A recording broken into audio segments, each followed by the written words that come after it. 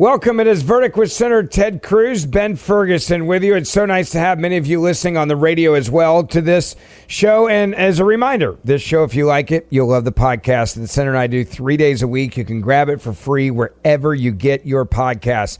Senator, we've got a lot to talk about in this show, including something that we were worried about and have been talking about for years. And that was the number of terrorists that we were afraid were being let into this country with our wide open southern border under the Biden administration. The number that we're now being warned about is one that I even would not have guessed, worst case scenario. And now the Trump officials are saying there are a lot of known and suspected terrorists in the U.S.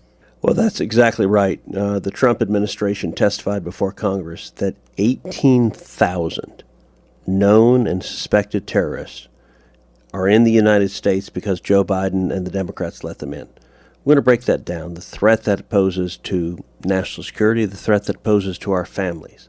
We're also going to talk about an executive order that the president issued today. He issued an order protecting AI, ensuring that America wins the race for AI and beats China. We're going to break that down for you as well. And finally, we're going to talk about legislation that I have in the Senate to designate the Muslim Brotherhood as a terrorist organization. I think it is incredibly important. President Trump has led on this. And there was a battle in the House of Representatives where, unfortunately, they gutted the legislation. We need to designate the Muslim Brotherhood. We're going to talk about that as well. Yeah, it really is incredible stories, and we're going to have all the details for you in just a moment. I also want to talk to you about an incredible opportunity that is something that I am so excited about at Hillsdale College, and it's you getting to take incredible courses for free. There is so much confusion in the world today that it can be hard to find clarity and truth. And there is a new Hillsdale College mini-series on colonial America. And it offers a powerful reminder that the first Americans were searching for the same things. They believed in faith and reason, and they revealed God's design for the world. And that understanding became the foundation for their courage and our freedom. It is an incredible, stirring look at the ideas that we still hold as a country and really hold us together as a nation today. Now, a new Hillsdale College mini-series on colonial America offers you a fresh way to think about the holidays, Thanksgiving, Christmas, and it is a great moment to spend with your kids and your grandkids as well. Now, they're offering this for free, and on top of that, they're also offering more than 40 other free online courses, including a course on C.S. Lewis, the stories of the book of Genesis, the rise and fall of the Roman Republic, and you can go even deeper on the American founding and the Constitution with a constitutional class that I'm taking right now that is phenomenal. And it's all for free.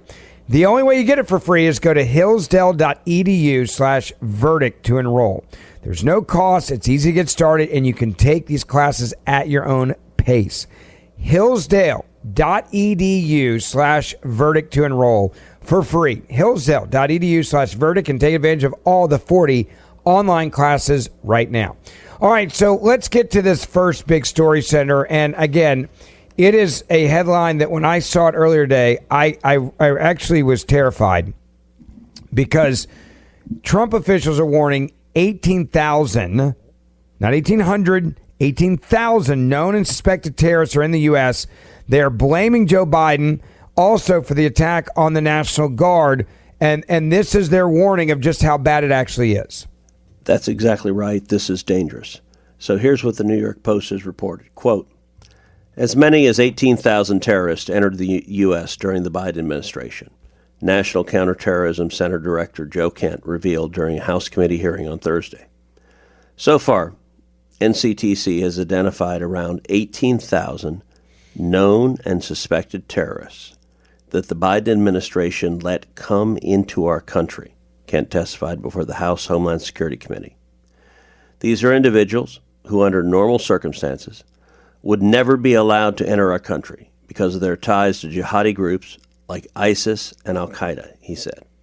Yet the Biden administration not only let them into our country, and in many cases facilitated their entry into the country, just like the entry of the Afghan terrorist who committed the terrorist attack here just before Thanksgiving, killing one of our National Guard's member and wounding another. The FBI foiled other ISIS terrorist attacks in Michigan and New Jersey earlier this year. A self-described Hamas operative also infiltrated the ranks of the U.S. Air Force in 2023 and later planned to carry out a pipe bomb attack with two others before he was thwarted in April. Before Trump took office, a suspected ISIS terrorist mowed down and shot New Year's revelers on Bourbon Street in New Orleans, killing 14 people. Kent pointed out in the House hearing that the accused National Guard shooter, Ramanallah Lakanwal, was just one of 88,000 Afghans, and his counterterrorism office has since identified 2,000 of that group of the 88,000 who have ties to terrorist organizations.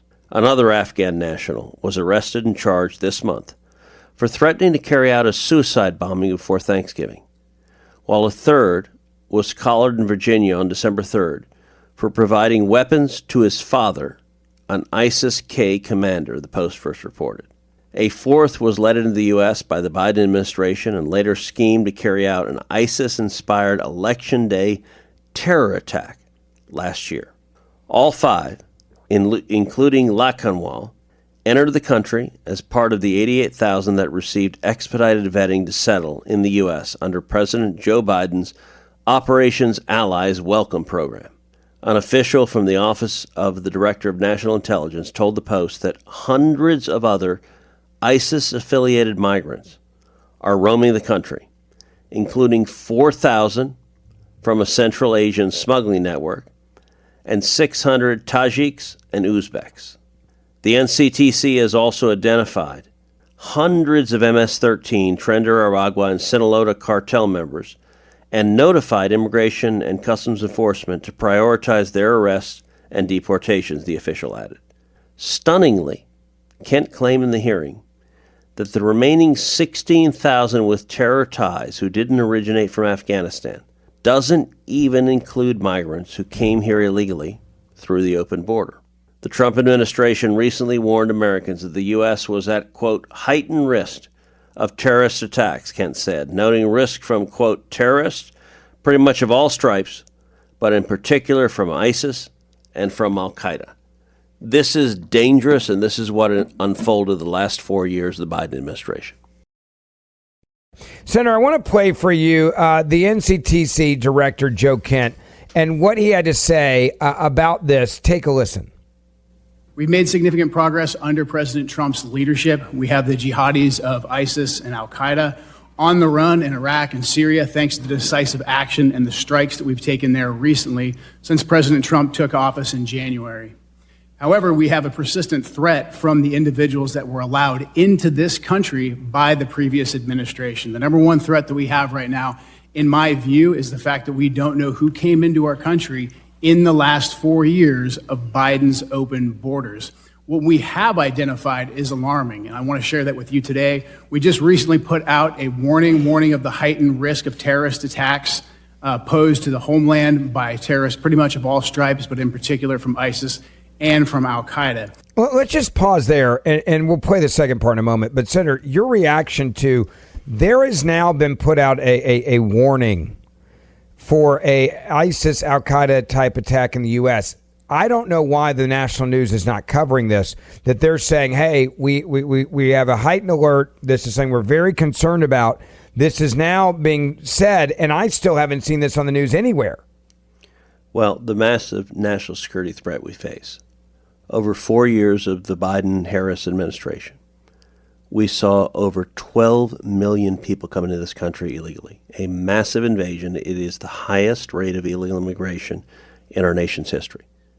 We also saw more than 2 million gotaways. Now, why do gotaways matter?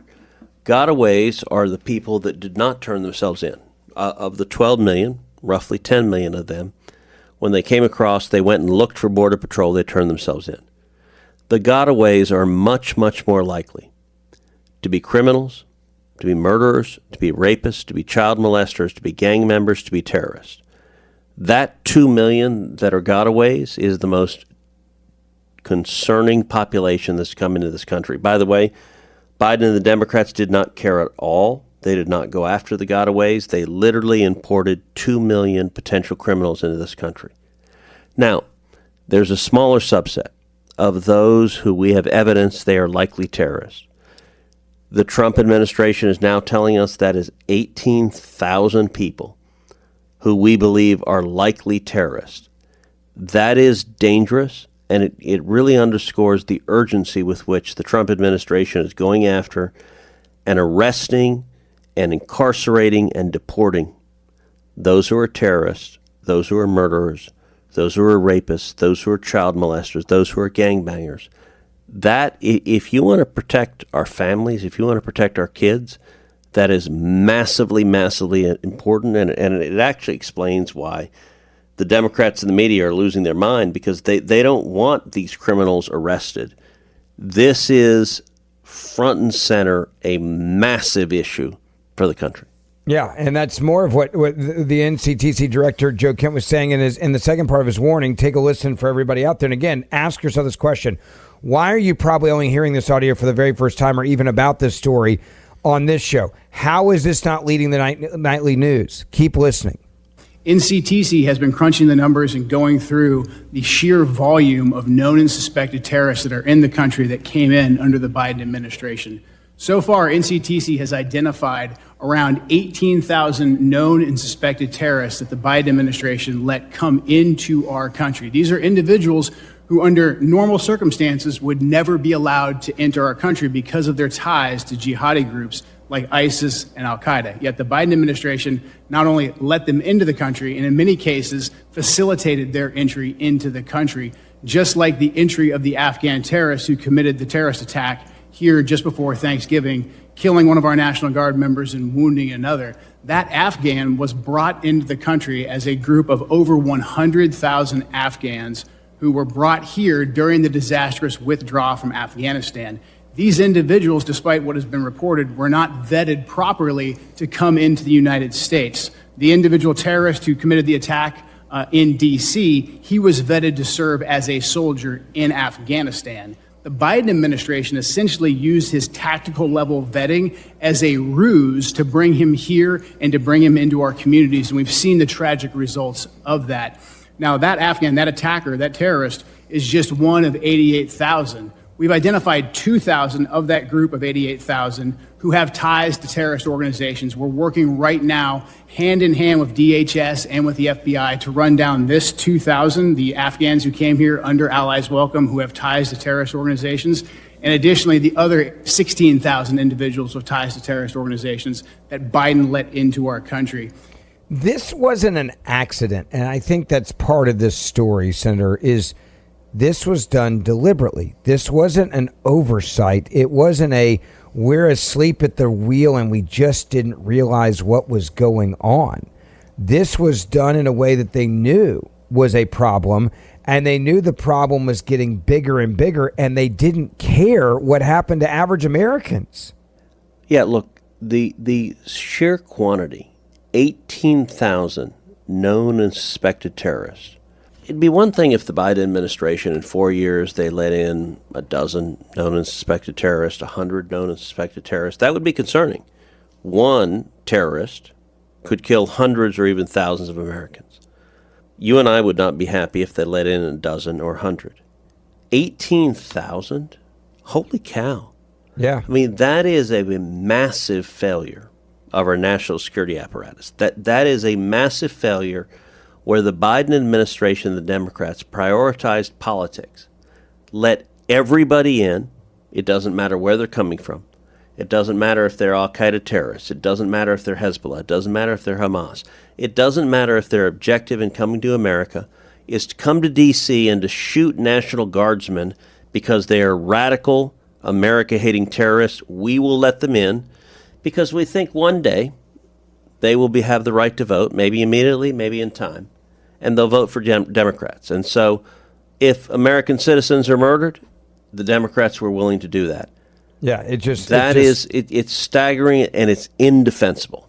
For the next 60 seconds, can you hit pause on your life and just think about this? Every day, millions of children face a crushing reality. A constant defeating message echoes in their empty stomachs and their desperate eyes. It is that you don't matter. Poverty doesn't just steal food and shelter. It steals hope, dignity, and the fundamental belief that they are loved. But there's another message, one of boundless love and hope. Through Compassion International, you can change the child's story forever. You can sponsor a child just like I do. You can introduce them to a loving Heavenly Father. You can equip them with education, health care, and the support to overcome poverty. This isn't just about one child. It's about transforming families, revitalizing communities, and changing nations. It's about proving that every child truly matters. So help give a child a future. Give them hope. Visit compassion.com today. That's compassion.com.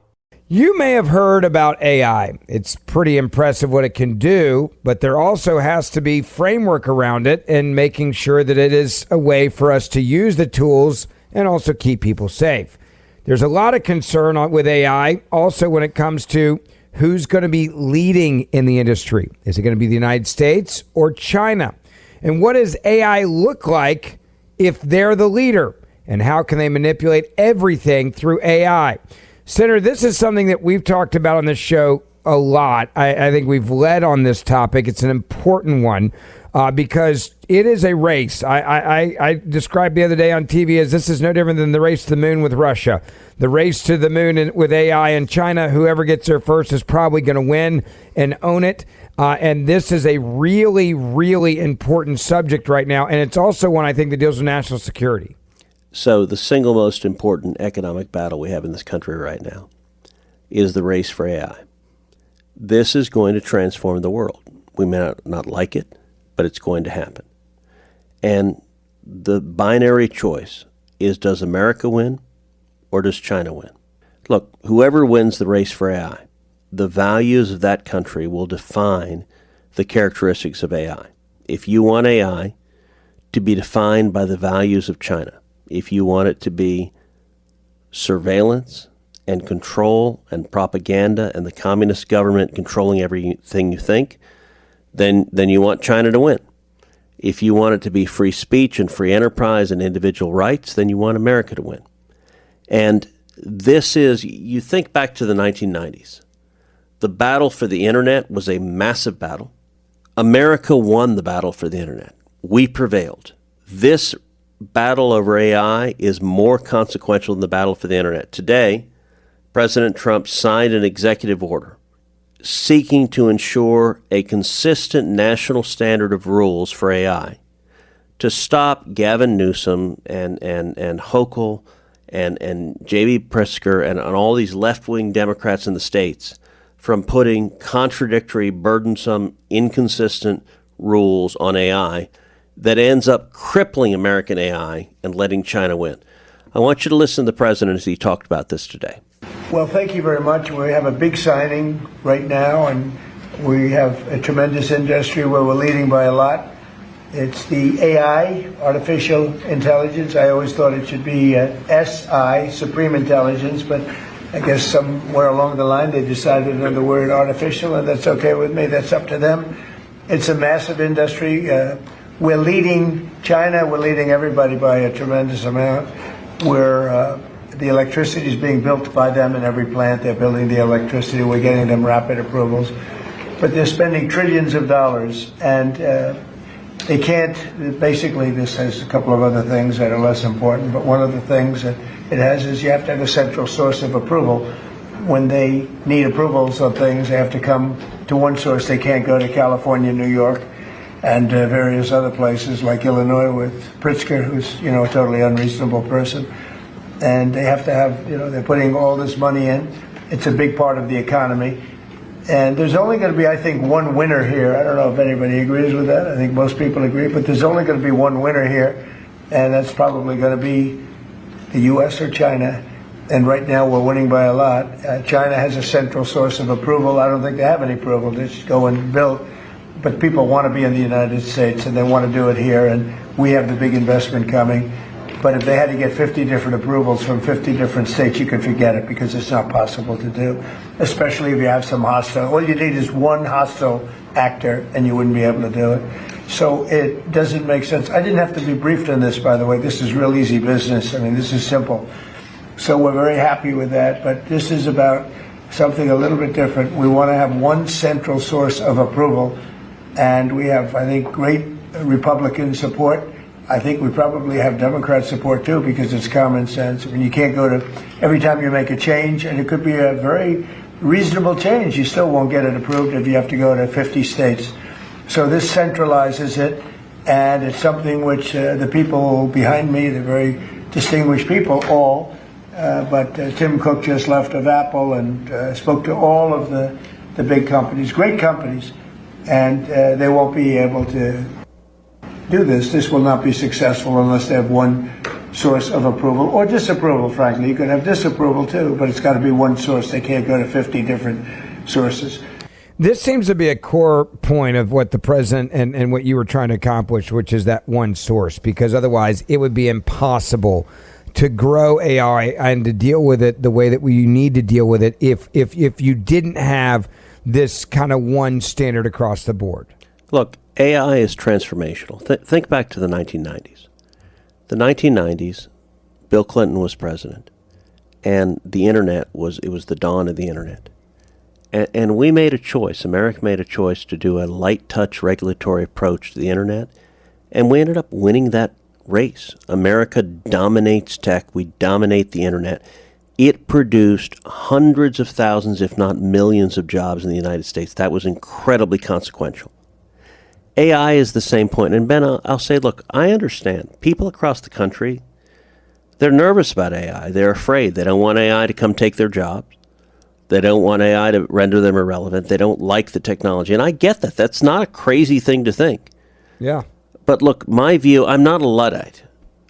I don't think the fact that you're nervous about technology can make it go away. As much as you might be worried. Listen, I'll readily admit, if there were a button in front of me right now to destroy every cell phone in the world, I'd push that button. Because I think cell phones are a portal. I'm a dad. I've got two teenage girls. Yeah. Cell phones are a portal to every evil force in the world at our kids. But we don't live in that world. AI is here. It is coming. We have a binary choice. Does America win it, or does China win it? I want you to listen to what I had to say with President Trump in the Oval today. Give a listen. Ted Cruz has been a very strong advocate of this is common sense. I mean, I think it's nothing more than common sense. Please, Ted. Listen, this is the single most important economic question in the country and in the world. Who wins the race for AI? You look back to the 1990s, there was a similar inflection point with the beginning of the internet, the dawn of the internet. And Bill Clinton was president at the time. He signed an executive order, just like you're doing, that put into law a light touch regulatory approach to the internet. And the result was incredible economic growth and jobs in the United States. At the same time, the European Union took a very heavy-handed regulatory approach. Here's an amazing statistic, Mr. President. In 1993, the U.S. economies and Europe's economy were virtually identical in size. Today, America's economy is more than 50% larger than Europe's, and the two drivers of that are tech and the shale revolution.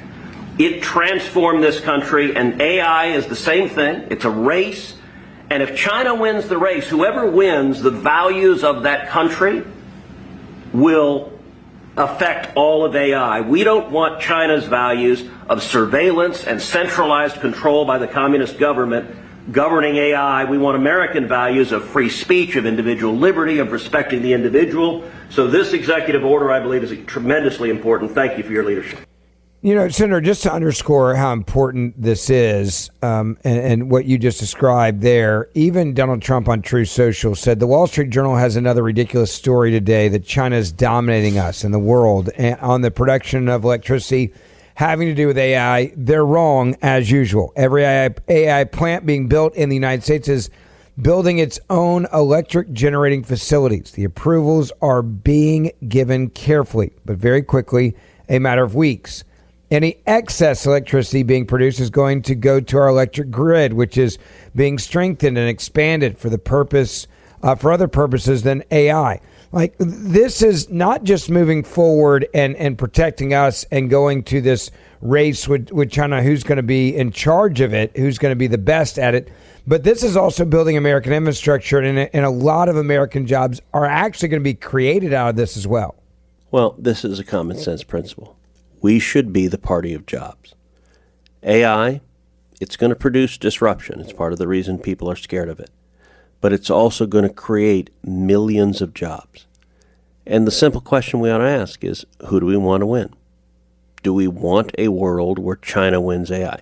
AI is coming. You may not like it. You may be scared about it. You may not know. And I get it. It's easy to say, listen, I wish nuclear weapons didn't exist. If there were a button to make every nuclear weapon disappear, I'd push that button. But they do exist. And if they exist, I want to make sure America has the best and is able to deter someone attacking us. AI is similar. And I got to say, President Trump is being bold. He's being visionary. He understands that if we win or lose this is the economic battle of the 21st century. And I was really proud. I stood side by side with Donald Trump saying, America is going to win the race for AI. We're going to beat China. That is massively important for jobs in America. Hey, I just want to take a moment and talk to you about an amazing offer that is happening right now from Patriot Mobile. For a limited time, Patriot Mobile is running their Red, White, and Blue Friday promotion. Your once-a-year chance to get a free smartphone just for switching to America's only Christian conservative wireless provider. A brand new phone, absolutely free while supplies last. For over 12 years, Patriot Mobile has defended faith, family, and freedom while giving you the same or better premium coverage on all three major U.S. networks. You get unlimited data, mobile hotspots, international roaming. They do it all. And when you switch, you never sacrifice quality or service. Hundreds of thousands have joined the movement because every bill supports the First Amendment, the Second Amendment, the sanctity of life, and our veterans and our first responders. So why not make a difference with every phone call you make? Switching has never been easier. You keep your same number, keep your phone, or upgrade to that free smartphone today. They've got a 100% U.S.-based team that can activate you literally over the phone in minutes. So make a difference, save money, and get amazing coverage and stand up for what you believe in. So go to patriotmobile.com/verdict. That's patriotmobile.com/verdict. Or you can call them and literally switch over the phone. 972-PATRIOT. That's 972-PATRIOT. If you use the promo code verdict, you'll also get a free month of service. So don't wait. This is a limited time offer. It will not last long. patriotmobile.com/verdict or 972-PATRIOT and make the switch today. All right, finally, Senator, I love doing this show because we get to bring attention and actually get our listeners involved. The next subject we're going to be talking about is one where I would say to everyone listening, this is when you say, I'm going to take a moment, I'm going to send an email, I'm going to call my senator, I'm going to call my congressman. This is something you've been working on, we've been talking about a lot, and it deals with the Muslim Brotherhood bill. Yep. And I want you to give this update because it's important. And a lot of people that listen to Verdict, they say, hey, what can I do? How can my voice be heard? This is a perfect example of where your phone call can make a big difference. Absolutely. So look, the Muslim Brotherhood is a terrorist organization. It is one of the most dangerous terrorist organizations on the planet. I have been fighting for literally 10 years for the United States to designate the Muslim Brotherhood as a terrorist organization. In the first Trump administration, I came incredibly close. I almost got the Trump administration to do it. Here's what defeated me. So there's a global umbrella group, the Muslim Brotherhood. And there are a bunch of affiliates that are in different countries. And there were deep State Department operatives who argued against what I was trying to do, and Trump won. And the argument they used that prevailed is they said, well, look, not every single affiliate of the Muslim Brotherhood can we prove is a terrorist organization. Some of them clearly are, but others of them there's not clear and irrefutable evidence that they're engaged in terrorism. That's what defeated my effort. Trump won. So here's what I've done Trump 2. I said the previous efforts were top down. They were designate the global Muslim Brotherhood and then designate all their affiliates. They argued some of the affiliates may not be terrorists. I don't buy that, but it was an argument, and it was an argument that was successful in Trump 1. So in Trump 2, I inverted the entire approach. I said, all right, rather than being top down, let's start bottom up. And so I filed legislation that directed the administration, designate every Muslim Brotherhood affiliate that there is clear and unequivocal evidence they're terrorist organizations. So, for example, Hamas. Hamas is the Muslim Brotherhood in Palestine.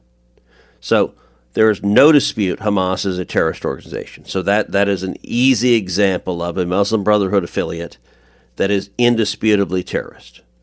My legislation says designate the affiliates, and then it says designate the global Muslim Brotherhood for providing money, for providing material assistance to the affiliates that are indisputably terrorist organizations. So I filed that legislation. I've been pressing the Trump administration. President Trump stepped in and he announced that he was designating the Muslim Brotherhood as a terrorist organization, not the global, but the individual affiliates. And basically the Trump administration is following the approach in my legislation. Now I want you to listen. This week, a State Department official from the Trump administration was testifying before the Senate. I questioned him on this. Give a listen. Do you believe the Muslim Brotherhood poses a threat to the national security of the United States? Yes. Now let's pivot away from the president's executive order to what's happening here in Congress.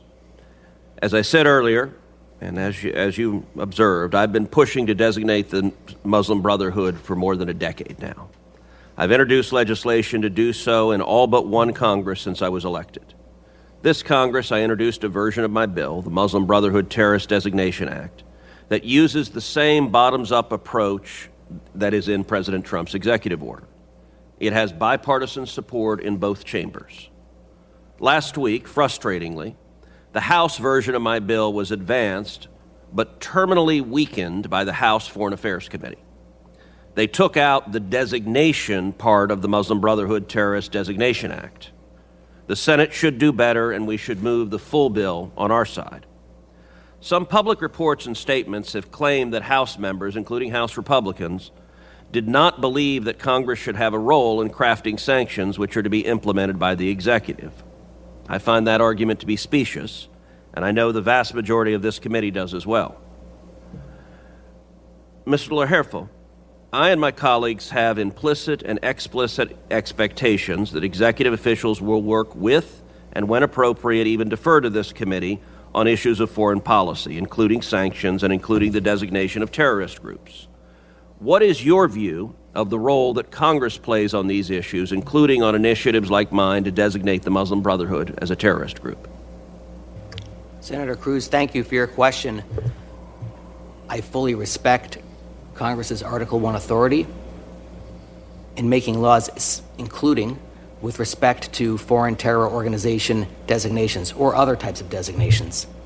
Whatever legislation is passed, I will faithfully execute if I'm confirmed. Thank you. All right, final question.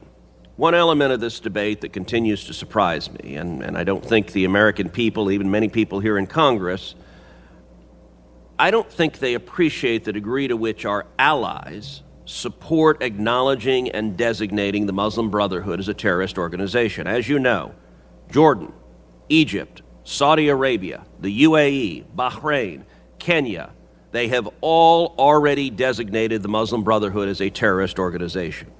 These are our allies and partners in the Middle East and Africa, and there's a pernicious narrative that doing the same thing they've done, designating the Muslim Brotherhood, will somehow alienate these partners.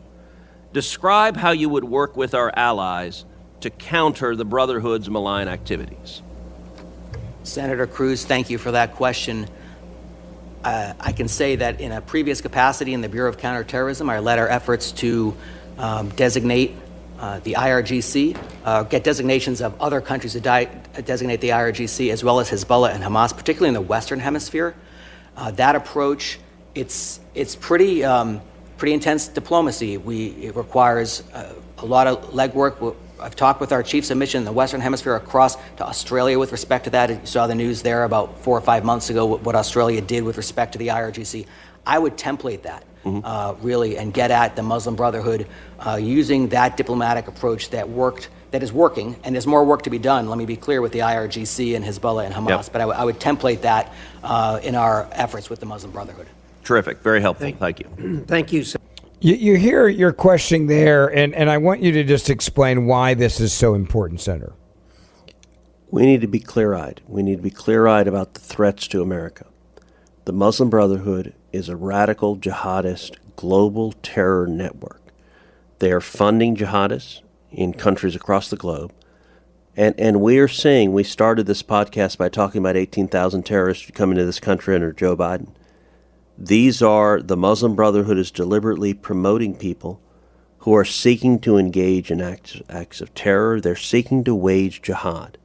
And we need to be serious and clear-eyed. And I got to say, there's some Republicans that are nervous about this, but Donald Trump is not. And his designation was historic, and I'm continuing to work hand in hand with him to protect the American people against the threat of the Muslim Brotherhood, against the threat of jihadists. It's really important. We're going to keep covering it. We'll keep keeping you updated on it. Also, don't forget, share this podcast, this show, wherever you can. Follow us on social media wherever you can as well. Subscribe and get every episode of Verdict with Ted Cruz wherever you are. And if you're listening on the radio, thank you for joining us. And we'll see you back here on this radio station next week as well.